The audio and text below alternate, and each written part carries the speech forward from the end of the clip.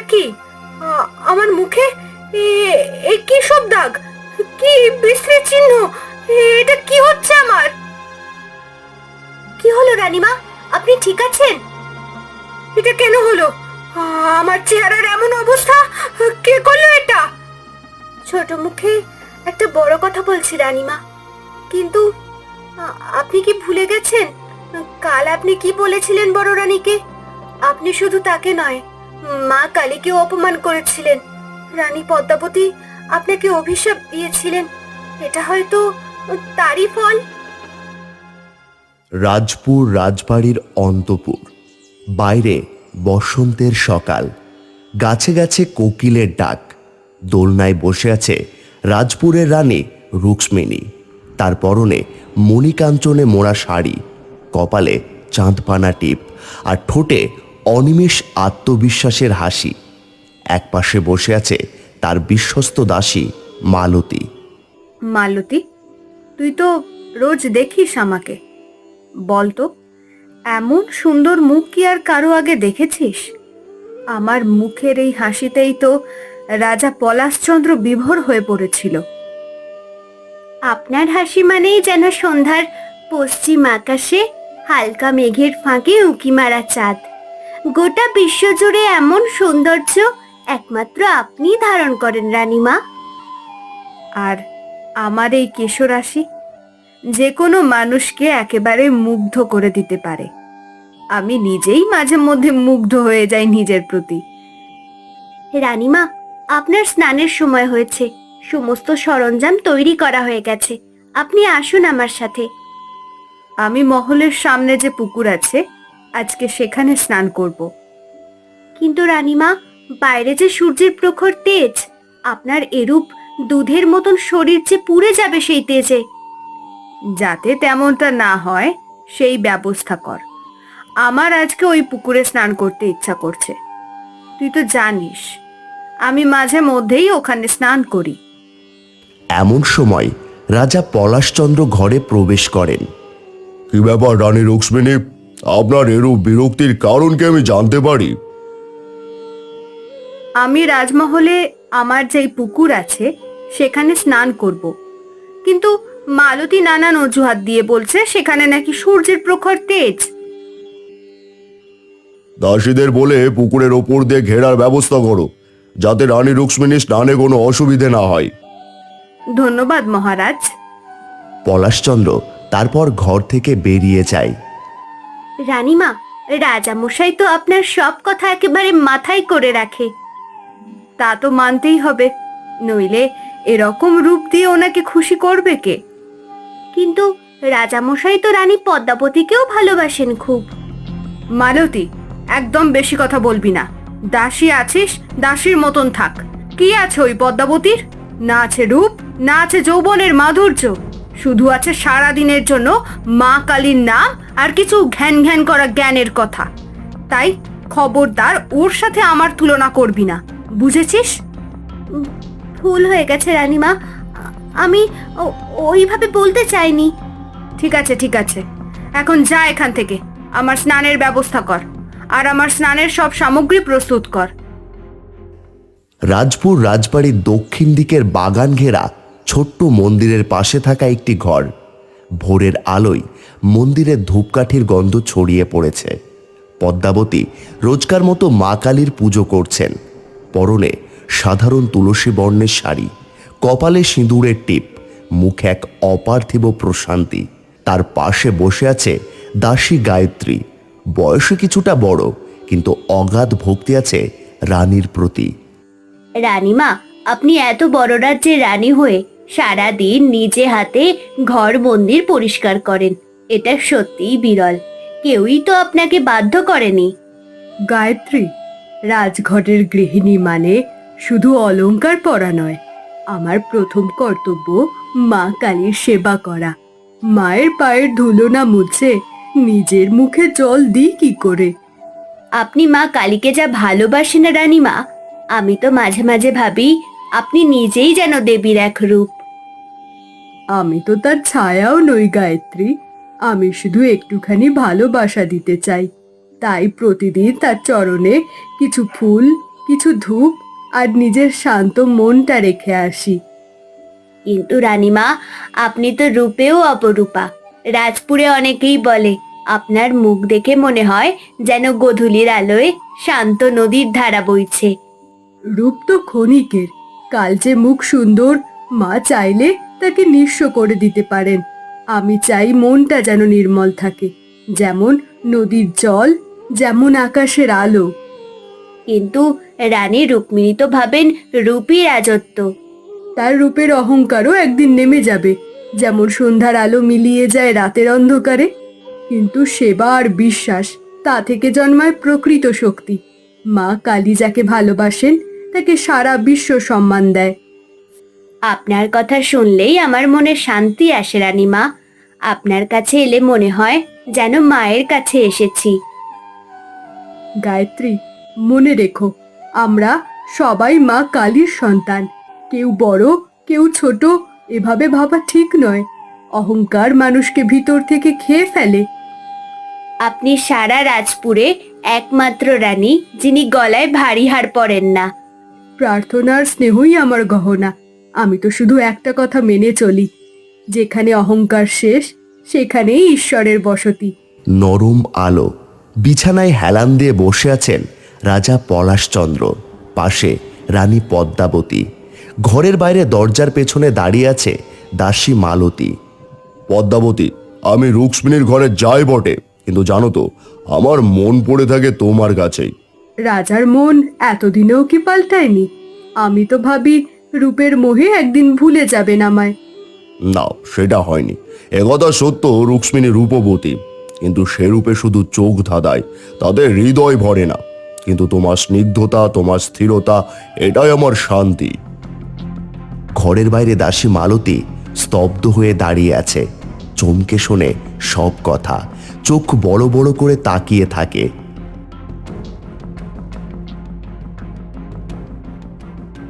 কি রে মালতী, এমন করে ছুটে এলি কেন? আমি আমি একটা কথা শুনে এসেছি, যা আপনাকে বলা খুব দরকার। কি কথা? ঠিক করে বল। আজ দুপুরে রাজা গেছেন বড় রানীর ঘরে। আমি আমি শুনেছি সব। রাজা বলছিলেন রুক্মিণীর ঘরে গেলেও তার মন থাকে পদ্মাবতীর কাছে। তিনি বলছিলেন আপনি রূপে মোহিত করেন ঠিকই, কিন্তু আপনি তার হৃদয় ছুঁতে পারেন না। রুক্মিণী শূন্য দৃষ্টিতে কিছুক্ষণ তাকিয়ে থাকে, তারপর ধীরে ধীরে দাঁত চেপে উঠে দাঁড়ান। তার চোখ জ্বলছে রাগে ও অপমানে। কি, ওই বড় রানীর কাছে শান্তি পান? আমি এত সুন্দরী হয়েও কিনা আমাকে দেখে শান্তি পান না উনি? এই বলে সে হাতের কাছে থাকা আতর ছুঁড়ে ফেলে দেয়। মালতী হাতের ঝুড়ি নিয়ে ফুল তুলতে এসেছে। আকাশে হালকা আলো উঠেছে, পাখির ডাক শোনা যাচ্ছে। সে ধীরে ধীরে পুকুর পাড়ে এসে থামে। হঠাৎ তার চোখ পড়ে কিছু একটাই। দূর থেকে দেখা যায় বড় রানী পদ্মাবতী এক হাঁটু জলে দাঁড়িয়ে রুক্মিণীর স্নানের পুকুরে ঠাকুরের বাসন ধুচ্ছেন। তার পরনে শাড়ি, চুল পেছনে গোঁজা। মালতী অবাক হয়ে দাঁড়িয়ে পড়ে। আরে, এটা তো রানী রুক্মিণীর পুকুর। এই পুকুরে তো কেউ স্নান করতেই পারে না। আর রানী পদ্মাবতী কিনা বাসন মাজছেন। এটা তো মনে হয় ঠাকুরের বাসন, কিন্তু এখানে কেন? না না, এই কথা রানীমাকে জানাতেই হবে। রুক্মিণী আয়নার সামনে বসে মুখে চন্দনের প্রলেপ লাগাচ্ছেন। মালতী দৌড়ে এসে ঘরে ঢোকে। কি ব্যাপার মালতী, এত তাড়াহুড়ো করে এলি কেন? রানীমা, একটা কথা আছে। আমি আপনার স্নানের জন্য ফুল তুলতে গিয়েছিলাম, তখন দেখলাম আপনার স্নানের পুকুরের ধারে কি? বড় রানী পদ্মাবতী। তিনি তিনি আপনার পুকুরের ঠাকুরের বাসন মাজছিলেন। কি? আমার নামে বানানো পুকুরে, যেখানে আমার অনুমতি ছাড়া কেউ জল ছোঁয় না, সেখানে পদ্মাবতী গিয়ে বাসন মাজছে? না মালতী, এবার আর আমি চুপ করে থাকবো না। ওই পদ্মাবতীকে এবার আমি হাতে নাতে ধরবো, আর ওর কপালে দুঃখ আছে, দেখিস তুই। ঝোপঝাড়ের আড়াল থেকে মালতী আর রানী রুক্মিণী পুকুর পাড়ে চোখ রেখেছে। দূরে দেখা যায় রানী পদ্মাবতী আসছেন হাতে ঠাকুরের বাসন নিয়ে। জলরাঙা শাড়ি পরা, মুখ শান্ত, চোখ নত। রানীমা দেখুন, আজও এসেছেন। আমি কাল মিথ্যে বলিনি, এবার প্রমাণ হলো তো? আমি একবারও বলিনি তুই মিথ্যে বলছিস। আমি জানি তুই আমাকে মিথ্যে বলবি না, কিন্তু আমার হাতে নাতে ধরার ছিল।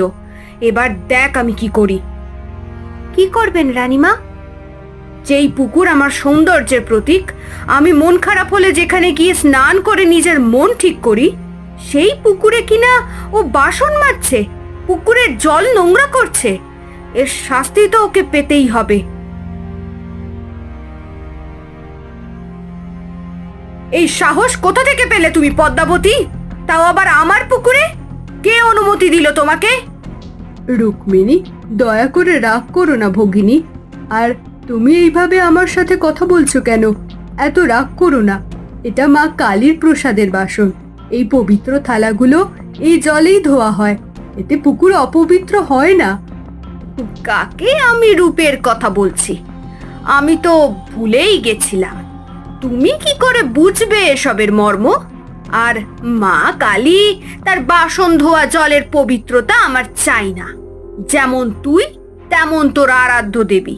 কুৎসিত শ্মশানবাসিনী, রক্তমাখা, না আছে রূপ না আছে সৌন্দর্য, তার উচ্ছিষ্টর ছোঁয়া আমার পুকুরের জলে। রুক্মিণী, আমি আমার অপমান সহ্য করতে পারি, কিন্তু আমার মা কালীর অপমান না, তা সহ্য করব না। আজ আমি কিছু বলছি না, কিন্তু দেবী নিজের অপমানের জবাব দেবেন ঠিকই। এই রূপ নিয়ে তোর এত অহংকার, সেই রূপ খুব তাড়াতাড়ি নষ্ট হয়ে যাবে। কেউ আর ঘুরেও তাকাবে না তোর দিকে, কারণ মনের দিক থেকে তুই কুৎসিত। হ্যাঁ হ্যাঁ, যা। আর যেন কোনোদিন এই পুকুরের মুখ না দেখি তোমার। ভিখারির মতো পোশাক, শ্মশানের দেবীর আবার আরাধিকা।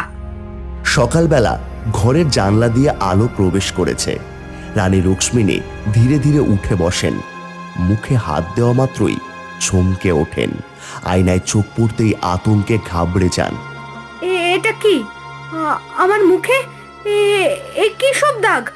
কি বিশ্রী চিহ্ন? এটা কি হচ্ছে আমার? কি হলো রানীমা, আপনি ঠিক আছেন? এটা কেন হলো? আমার চেহারার এমন অবস্থা? কে করলো এটা? ছোট মুখে একটা বড় কথা বলছি রানীমা, কিন্তু আপনি কি ভুলে গেছেন কাল আপনি কি বলেছিলেন বড় রানীকে? আপনি শুধু তাকে নয়, মা কালীকেও অপমান করেছিলেন। রানী পদ্মাবতী আপনাকে অভিশাপ দিয়েছিলেন। এটা হয়তো তারই ফল। চুপ! তুইও কি ওর কথা মানিস? আমি একদমই বিশ্বাস করি না এই দাগ ঠিক হয়ে যাবে, আমার বিশ্বাস। হ্যাঁ, এত কিছু করলাম, কিছুতেই কিছু হচ্ছে না। এই দাগ তো কমছেই না।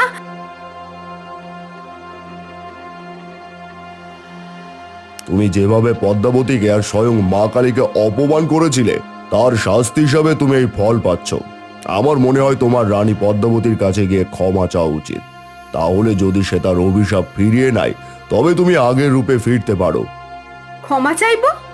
আমি ওই পদ্মাবতীর কাছে? কখনোই না। আমি কোনো অন্যায় করিনি। আমার পুকুরে ও ওর ওই মা কালীর বাসন ধুচ্ছিল, তাই বেশ করেছি বলেছি। অহংকার যতই করো, বাস্তব বদলায় না। তাই বলছে এখনো সময় আছে, ক্ষমা চাও। না হলে এই অভিশাপ কখনোই দূর হবে না, বরং তুমি আরো কুৎসিত হয়ে যাবে। তখন কি নিয়ে এত অহংকার করবে? আপনি ঠিক বলেছেন। আমি গিয়ে রানী পদ্মাবতীর কাছে ক্ষমা চেয়ে নেব।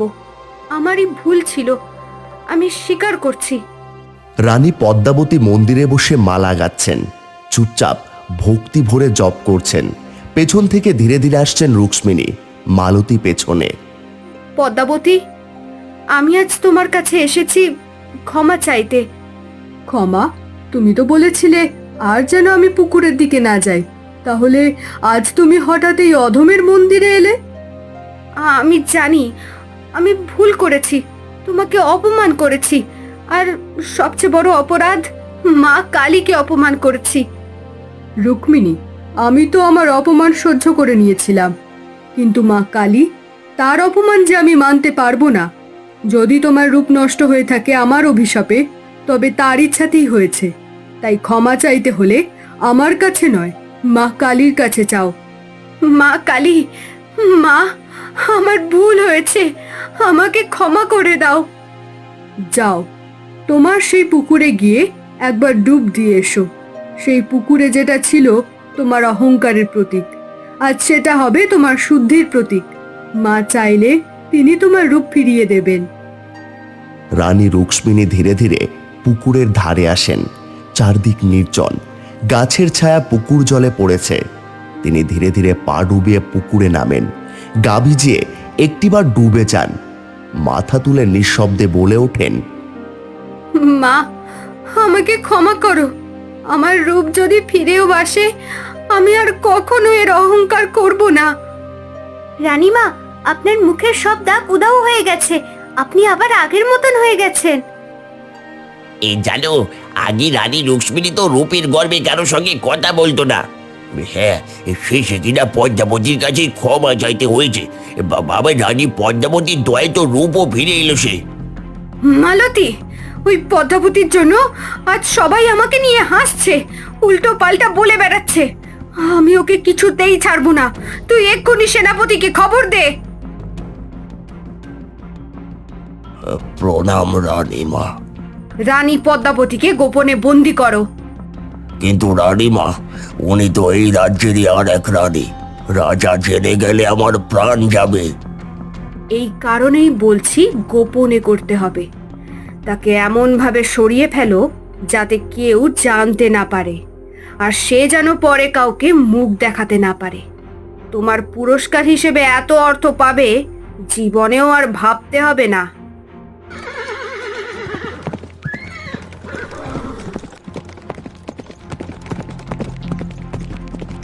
রুক্মিণী, দয়া করো, এরকম করো না। আমি তোমার শত্রু নই, আমি শুধু মা কালীর সেবিকা মাত্র। এই মা কালী, এই সেবিকা, এই নাম করেই তো তোর এত গর্ব। দেখি তোর মা কালী কিভাবে বাঁচায় আজ তোকে। তোর মান সম্মান এমন ভাবে নষ্ট করব যেন রাজ্য তো দূর, আয়নাতেও মুখ দেখাতে না পারিস। এরপর কি করবো রানীমা? ওকে অচৈতন্য করে নর্তনশালার কাছে ফেলে এসো, যেন সবাই ভাবে সে কলঙ্কিনী। রাজ্যের মানুষ তাকে ঘৃণা করবে। আর ওকে ফেলে তুমি দূরে কোথাও চলে যেও।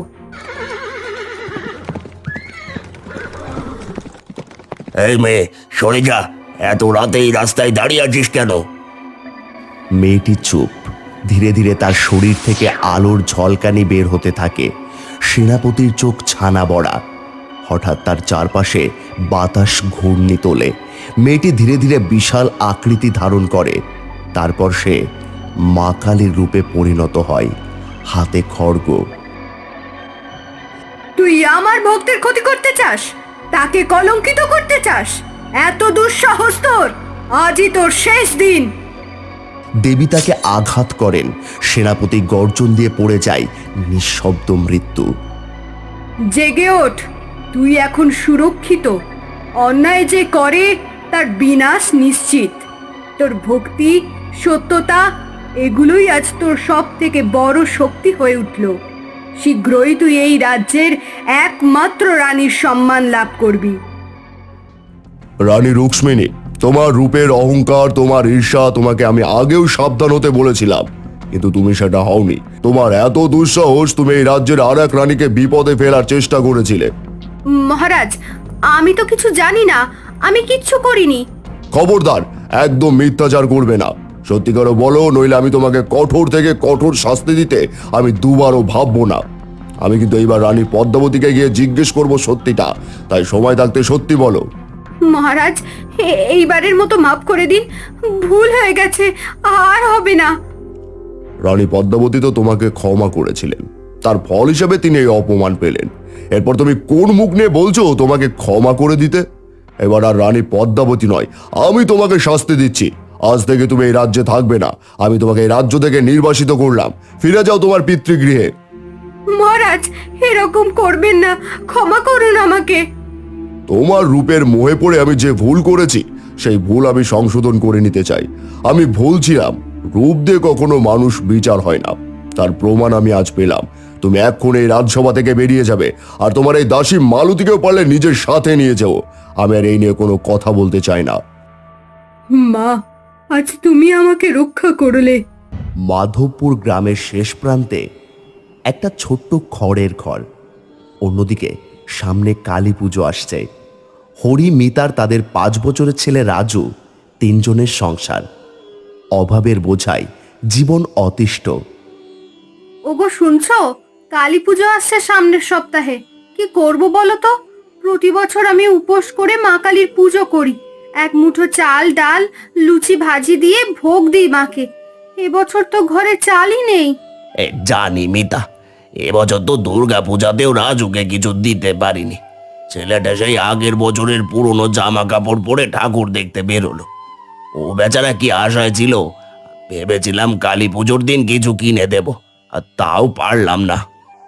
কালী পুজো তো আমাদের এই গ্রামের সবচেয়ে বড় পুজো। ছোটবেলা থেকে দেখে এসেছি, যতই অভাব হোক একবেলা ভোগ রান্না হবে, প্রদীপ জ্বলবে, মা কালীর ছবি সাজবে। এবছর যদি না পারি কি করে হবে বলো? টাকা কই মিতা? সেদিনের মাঠে কাজ করেছি, দুটো শিকই ধরিয়ে দিল আর বলল বাকি পড়ে। গুদামে ধান ফেলতে গিয়ে কোমরটা টন টন করছে, রাতে ঘুম আসে না। কাল সকালে এক কাজ করি, মহাদেব মণ্ডলের কাছে যাই। আর শুনেছি ওরা গরু পাহাড়ার কাজ দেবে রাতে, আর তা না হলে তাল বাগানে গিয়ে তাল কুড়িয়ে আনতে হবে। রাতের বেলা যাবে? ওদিকে তো শিয়ালের ডাক শুনি রাতে। আর তাল বাগানে তো আজকাল চোরেরা আগে গিয়ে তাল কুড়িয়ে নিয়ে আসে। কিছু না করলে তো হবে না মিতা। কাল কি খাবো সেই চালটুকুও তো নেই, পুজোর জোগাড় তো দূরের কথা।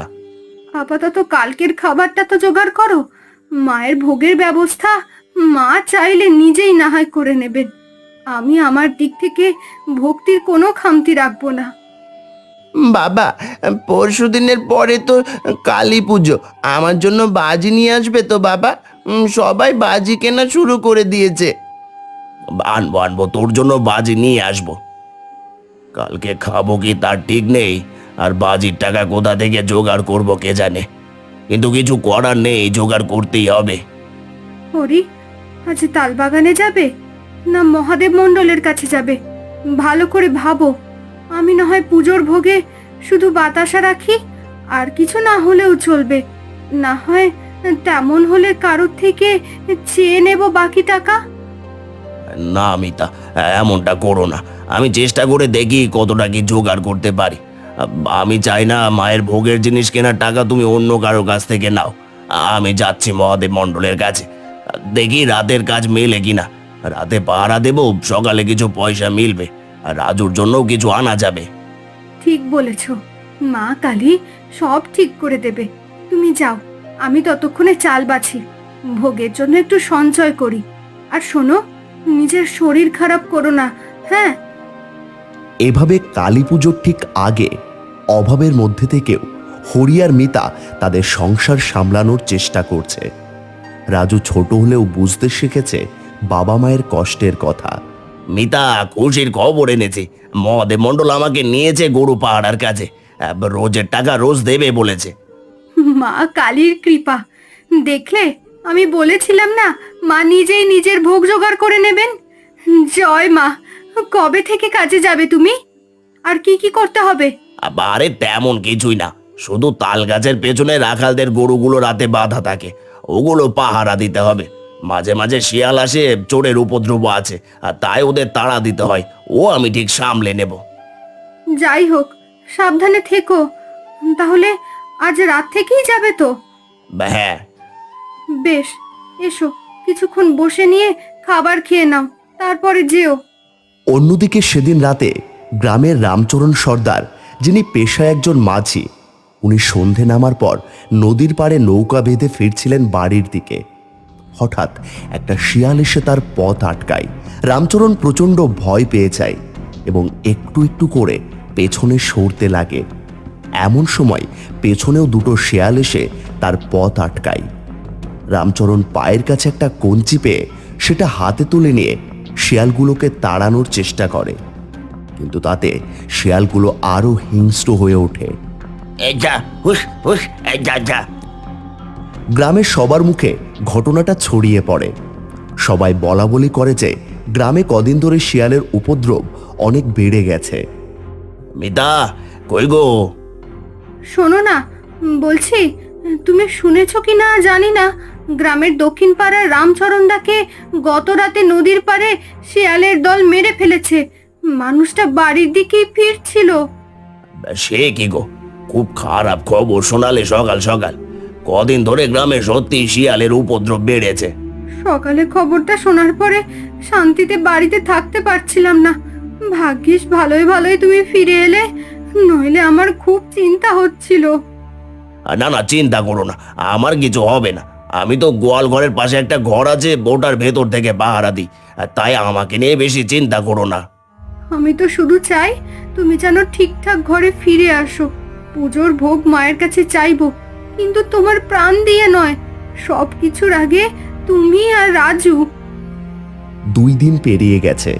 মাধবপুর গ্রামের সেই অল্প আয়, অল্প হাসির সংসারে আজ কালী পুজোর সকাল। 2 দিন ধরে হরি গরু পাহারা দিয়ে যা টাকা পেয়েছে, তাতে অন্তত মিতা মা কালীর পুজোর জন্য কিছু জোগাড় করতে পেরেছে। ফুল, ধূপকাঠি, মোমবাতি আর রাজুর জন্য অল্প কিছু বাজি। মা, ও মা, কখন সন্ধে হবে? কখন বাজি ফাটাবো?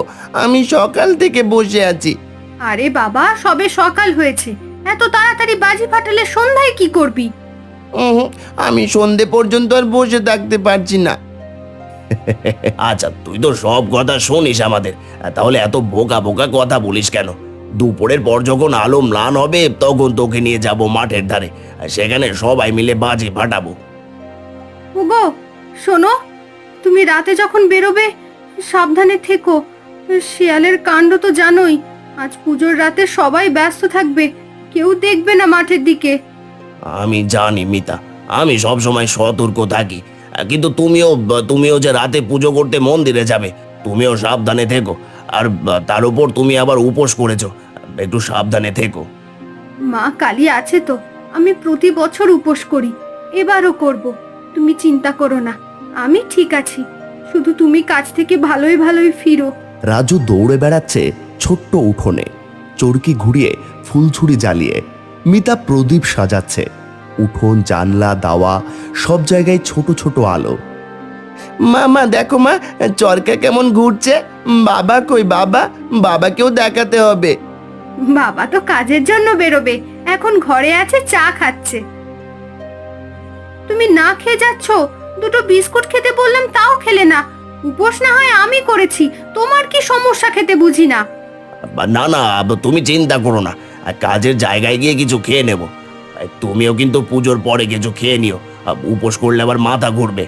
খুব সাবধানে থেকো, শিয়ালেরা খুব হিংস্র হয়ে গেছে। মাঠে একা একা যেও না। জানি মিতা, তুমি চিন্তা করো না, আমি মাঠে থাকবো না, গোয়ালের পাশের ঘরেই রাতটা কাটিয়ে দেবো। আর তোমরা মন্দির থেকে সাবধানে ফিরো। কি জানি, মনটা কেমন যেন খচখচ করছে। মা কালী, তুমি ওকে রক্ষা করো, আমার সোনার সংসারটুকু যেন অক্ষত থাকে। মিতা এবার মন্দিরে যাবার জন্য পুজোর থালা গোছাতে বসে। ধূপ, প্রদীপ, সিঁদুর, ফুল, নারকেল থালার চারপাশে ছোট্ট রাজু ঘুরে ঘুরে দেখে। চারদিকে আলোর উৎসব, চারপাশে পটকা ফাটছে, বাতাসে ধূপের গন্ধ। এক একটা ঘরে প্রদীপের আলো টিমটিম করছে। মিতা ঘরে বসে শেষবারের মতো পুজোর জিনিসপত্র ঠিক আছে কিনা একবার দেখে নেয়। ধূপ, ধুনো, ফুল, নারকেল, বাতাসা, আহা, কিছু বাদ পড়লো না তো? ও, কালী মায়ের জন্য সিঁদুরটা কোথায় রাখলাম রে?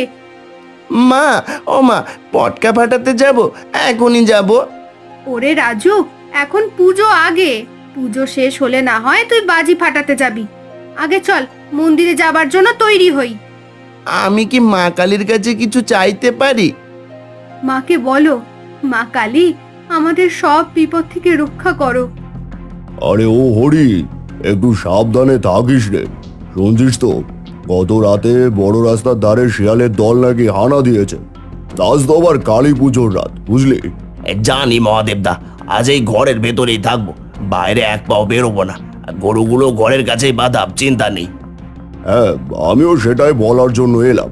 এবারে মন্দিরের দিকে যাব, ও দরকার হলে ঘরে বিশু আছে, ওকে বলিস। ঠিক আছে মহাদেবদা। মা, ও মা, এখনই প্রসাদ দেবে, বলো না। ওরে বাবা, আগে বাড়ি তো চল, বাড়ি গিয়ে তোকে প্রথম দেব প্রসাদ। এখন দেখ চারপাশে কত ভিড়, তুই আঁকড়ে ধর আমায়, হারিয়ে যাস না যেন।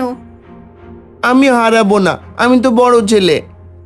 হ্যাঁ সোনা, আমার রাজু তো খুব বড় ছেলে। মা, আজকে তো বাজি ফাটালাম না, কাল ফাটাবো কিন্তু। আচ্ছা ঠিক আছে, কিন্তু এখন বাড়ি গিয়ে আগে শুয়ে পড়বি, অনেক রাত হয়েছে, কাল সকালে উঠতে হবে। হ্যাঁ মা, ঠিক আছে। সেই ভোর রাতে মিতা রাজু মায়ের আঁচল আঁকড়ে ক্লান্ত পায়ে বাড়ি ফেরে। ভোরের ঠান্ডা হাওয়া বইছে, মন্দির থেকে ফিরছে মিতার ছোট্ট রাজু। রাস্তার ধারে ছোট ছোট গাছপালা, অন্ধকারে ছায়া ছায়া দেখা যাচ্ছে। হঠাৎ দূর থেকে শোনা যায় হালকা শিয়ালের ডাক, পাতার মধ্যে সাই সাই শব্দ। মিতা থমকে যায়, রাজুর হাত শক্ত করে ধরে। রাজু চুপ, কোনো শব্দ করবে না, চুপ করে থাকো। মা, ওইটা কি? ওই দেখো কি যেন জল জল করছে। হরি, হরি, কেউ আছো? বাঁচাও। কেউ নেই চারপাশে, একা মিতা আর রাজু আর শিয়ালের দল। হঠাৎ এক শিয়াল ঝাঁপিয়ে পড়ে, সোজা রাজুর পায়ে কামড় বসায়। মা, মা বাঁচাও, বাঁচাও মা। রাজু, সর সর বলছি, সর। মিতা লাঠি দিয়ে এক শিয়ালকে সজোরে আঘাত করে, কিন্তু তখনই দুই তিনটে শিয়াল একসাথে ঝাঁপিয়ে পড়ে রাজুর পায়ে দাঁত বসিয়ে তাকে টেনে নিয়ে জঙ্গলের দিকে চলে যায়। মা, মা, মা, মা। রাজু, আমার রাজু, ছাড় ওকে, ছাড়, কেউ বাঁচাও। রাজু কাঁদছে, কাঁপছে, তার ছোট্ট শরীর শিয়ালগুলো টেনে নিয়ে যাচ্ছে। মিতা মরিয়া হয়ে ছুটে এসে ওকে জড়িয়ে ধরে, দু হাতে শক্ত করে ধরে আঁকড়ে ধরে বসে মাটিতে। শিয়ালগুলো চারপাশে ঘুরছে, দাঁত দেখিয়ে হিংস্রভাবে তাকাচ্ছে। রাজু বাবা, ভয় পাস না, মা তোকে ছেড়ে যাবে না, মা এখানেই আছে। মা বাঁচাও, ওরা আমাকে কামড়াচ্ছে, মা বাঁচাও। মা কালী, মা কালী, মা তুমি আমার রাজুকে বাঁচাও। মা, তোমার পুজোতে ফিরছিলাম, তুমি তোমার এই সন্তানের কোল থেকে সন্তান কেড়ে নিও না মা। কোনোদিনও তোমার পুজোতে কোনো ত্রুটি রাখিনি, আজকের দিনে আমার ছেলেটাকে কেড়ে নিও না মা। চারপাশে শিয়ালের শব্দ, কাঁচি কাঁচি দাঁত বের করা, লেজ নাড়ানো, তারা যেন একসাথে ঝাঁপিয়ে পড়ার জন্য তৈরি।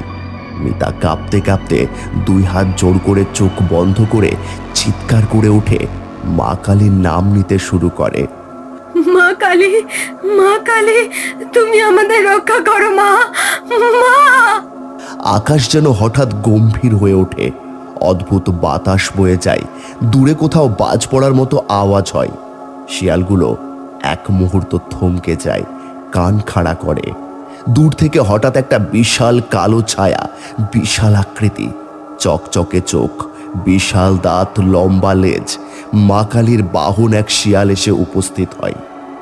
বিশাল আকৃতির শিয়ালটা অন্য শিয়ালের দলকে দেখে জোরে গর্জন করে। গোটা মাটি যেন কেঁপে ওঠে। শিয়ালগুলো এক লাফে ছিটকে পড়ে, পালানোর চেষ্টা করে, কিন্তু বিশাল শিয়াল তাদের একে একে তাড়া করে, দাঁত দিয়ে তাদের ছিঁড়ে ফেলে। মিতা ঠিক বুঝতে পারে না তার সাথে কি ঘটছে। ওই বড় শিয়ালটা বাকি শিয়ালদের মারতে মারতে হঠাৎ যেন অদ্ভুত উজ্জ্বল আলোর সাথে নিজের রূপ বদল করে নিল। মিতা দেখল তার সামনে স্বয়ং মা কালী দাঁড়িয়ে আছেন। সে দুহাত তুলে আশীর্বাদ করল। রাজুর ক্ষতস্থান যেন নিজ থেকেই ঠিক হয়ে গেল, কিন্তু সে অজ্ঞান হয়ে আছে। মা, মা গো, হে আমার কি সৌভাগ্য মা। পরের দিন সকালে ওই মাঠে রাজু আর মিতাকে পড়ে থাকতে দেখে সবাই হরিকে খবর দিল। হরি আসার পরে মিতার রাজুর জ্ঞান ফেরানো হলো, কিন্তু আগের দিন রাতের কথা মিতার ভালোই মনে আছে। রাজু পুরো সুস্থ, যেন কিছুই হয়নি। মা, আমি খুব ভয় পেয়েছিলাম মা। কি হয়েছিল তোমাদের? এখানে এইভাবে পড়েছিলে? কিচ্ছু হয়নি, একটা বিপদে পড়েছিলাম, মা কালী রক্ষা করেছেন। তারপর মিতার রাজু উঠে দাঁড়ায় এবং তারা তিনজন মিলে বাড়ির দিকে রওনা দেয়।